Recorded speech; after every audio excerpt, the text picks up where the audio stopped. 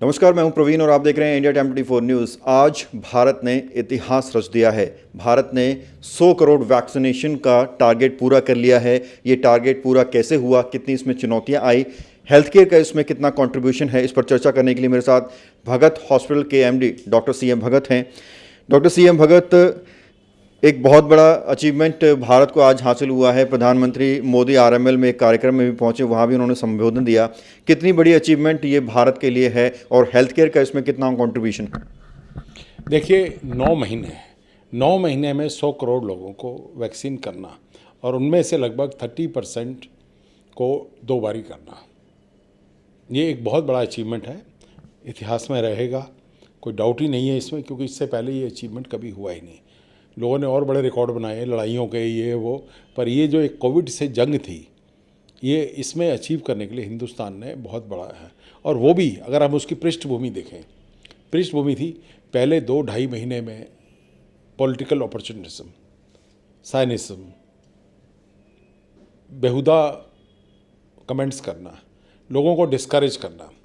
देखिए, हम ये भूल नहीं सकते हैं कि हमारे कुछ पॉलिटिशियंस ने अपने बात को रखने के लिए कुछ भी बोलना शुरू कर दिया था इस वैक्सीन के अगेंस्ट, डिस्करेज किया गया था। और फिर उसके बाद लोगों ने अफवाहें भी फैलाई थी कि वैक्सीन से ये हो जाएगा, वैक्सीन से हो जाएगा। उसके बावजूद 9 महीने में अगर 100 करोड़ की एक अचीवमेंट है। देखिए, हमारे देश की आबादी 130 करोड़ भाई बहन, जो हमारे प्रधानमंत्री अक्सर कहते हैं, उनमें से 95 करोड़ हैं जो अडल्ट हैं, जो एलिजिबल हैं, समझ रहे ना। तो इन 95 करोड़ में अगर 100 करोड़ डोजेज लगी, यानी कईयों को डबल भी लगी और जो लगनी थी, यानी कंप्लीट वैक्सीनेशन। और मज़ेदार बात यह कि इसमें जो स्टेट्स जो आगे रहे हैं, जिनको हम बीमारू स्टेट या प्रॉब्लमेटिक स्टेट्स कहते थे, उनमें से कई हैं। उत्तर प्रदेश, महाराष्ट्र, वेस्ट बंगाल, गुजरात, मध्य प्रदेश। तो इन स्टेट्स ने बहुत ही मेहनत से काम किया है। और आप लोगों ने अक्सर पिक्चर्स देखी है कि कैसे हेल्थ वर्कर्स नदियाँ क्रॉस करके, नाले क्रॉस करके, पैदल जंगलों में जाके उन्होंने लोगों को वैक्सीनेट किया है। देखिए, एक ऐसी महामारी थी जिसमें मई के महीने में हम लोग, अप्रैल मई में 4 lakh cases per day report कर रहे थे, 4 lakh cases per day and 4,000 deaths per day. आज की डेट में कहाँ पे हम पहुँच गए हैं? 15,000 इन्फेक्शन पर डे से नीचे हम चल रहे हैं। और बहुत सारे स्टेट्स ऐसे हैं जहाँ पे कोई डेथ नहीं हुई है।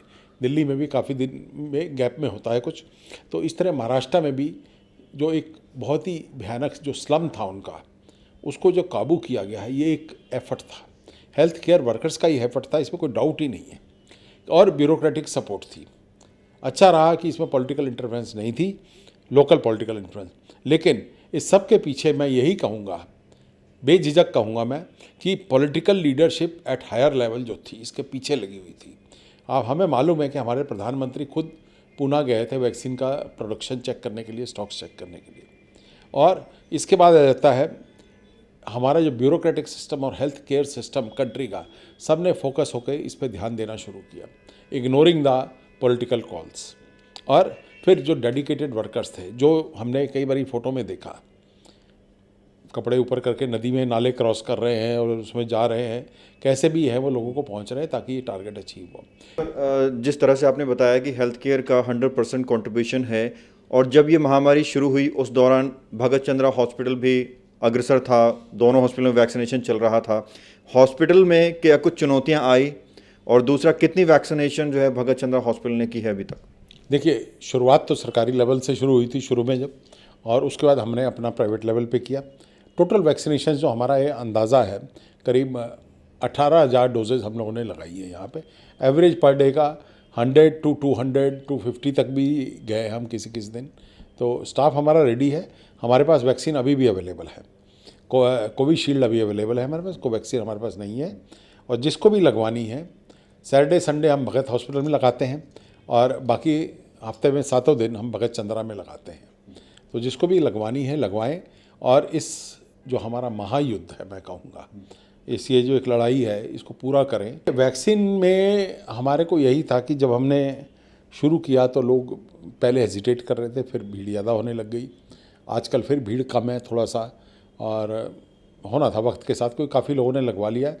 पर मैं यही चाहूँगा कि जिसने लगवा लिया है प्लीज़ अपने दाएं बाएं जो आपको मिलता है उससे पूछिए कि क्या उसने लगवा ली है वैक्सीन और क्यों नहीं लगवा रहे। सर, इतना बड़ा लक्ष्य हमने अचीव किया है, 100 करोड़ लोगों को वैक्सीनेशन हो चुका है, तो क्या आपको लगता है कि जो थर्ड वेव की जो आशंकाएं जताई जा रही थी अब उसका खतरा टल चुका है? काफ़ी हद तक टल चुका है, काफ़ी हद तक चल चुका है। इस साल तो मुझे नहीं लगता होगा वो उतना फैलेगा या कुछ आएगा, बेवकूफ़ियाँ ना करें। काफ़ी फेस्टिवल सीज़न निकल गया है, बस अब ये 2-3 छोटे छोटे, दिवाली बड़ा फेस्टिवल है अभी, और करवा चौथ में तो देखिए, और फिर उसके बाद भाई दूज है, और फिर अगर 10 दिन और शांति से निकल गए उसके बाद, दिवाली के बाद, तो मैं तो कहूँगा ये खतरा टल गया है बिल्कुल। और इस साल टल गया, नेक्स्ट ईयर आ सकता है? नेक्स्ट ईयर देखिए, अब ये वायरस है, इसका ना कहना बड़ा मुश्किल होता है, क्योंकि री इन्फेक्शन के केसेस भी आए। री इन्फेक्शन के केसेस हैं, पर री इन्फेक्शन में डेथ कम हुई है अनलेस उनके पहले लंग की कॉम्प्लिकेशंस हुई हैं, और री इन्फेक्शन बहुत डॉक्यूमेंटेड, बहुत ज़्यादा केसेस नहीं हैं। हाँ, ये ज़रूर है कि किसी को पहले से बहुत प्रॉब्लम्स हैं, बॉर्डर लाइन उसकी लाइफ चल रही है और उसके बाद इन्फेक्शन होता है, तो वहाँ दिक्कतें आ रही हैं। सर, इन दिनों पिछले साल के मुकाबले इस वर्ष डेंगू के मामलों में बढ़ोतरी हुई है, इन्फेक्शंस के केसेस बढ़ रहे हैं अस्पतालों में, तो क्या इसे भी जोड़ा जा रहा है कोरोना से? क्या जांचें हो रही हैं बच्चे की? देखिए, जांच सबकी हो रही है, जिसका भी लगता है डेंगू का, उस तरह नहीं हो रही जैसे मास स्केल में कोविड में किया था। कोविड का इसका कोई कोरिलेशन नहीं है, लेकिन मच्छर डेफिनेटली, और केसेस इस साल है, पिछले सालों के मुकाबले तो नहीं मैं कहूँगा पिछले से पिछले साल के मुकाबले, लेकिन केसेस है। और देखिए, एक केस भी हो, 2 केस भी हो, डिस्टर्ब तो करता है, परिवार डिस्टर्ब हो जाता है, और जिसके प्लेटलेट कम होते हैं। हाँ, इस साल एक और प्रॉब्लम चल रही है जो हम लड़ रहे हैं कि कुछ कंपनियाँ जो हैं वो जो किट है, एफरेसिस किट, जिसमें हम प्लेटलेट का बल्क पैक निकालते हैं, कंसनट्रेट निकालते हैं, वो देने में असमर्थ हैं वो। अब ये इशू जो है गवर्नमेंट को अपने लेवल पर टैकल करना है, इसकी सप्लाईज जल्दी से जल्दी रिस्टोर हो, नहीं तो पेशेंट परेशान हो रहा है, इधर भाग रहा है उधर भाग रहा है। काम तो सबका हो रहा है, लेकिन एक परेशानी पैदा हो रही है। अब इसकी वजह क्या है? क्या कॉरपोरेट होर्डिंग है या कुछ कंपनियों की बदमाशी है? दोनों ही चीज़ें हो सकती हैं, जो मेरी सोच है कि बड़े हॉस्पिटल्स ने किट्स लेके अपने पास दबा ली हैं पहले से, और या कंपनीज़ को पीछे से मुनाफाखोरी का, कोविड में भी बहुत मुनाफाखोरी की है कंपनीज में, कोई डाउट ही नहीं है। हर दवाई इन्होंने खूब कमाया है, अच्छे से किट से लेके दवाइयाँ, ये वो सामान।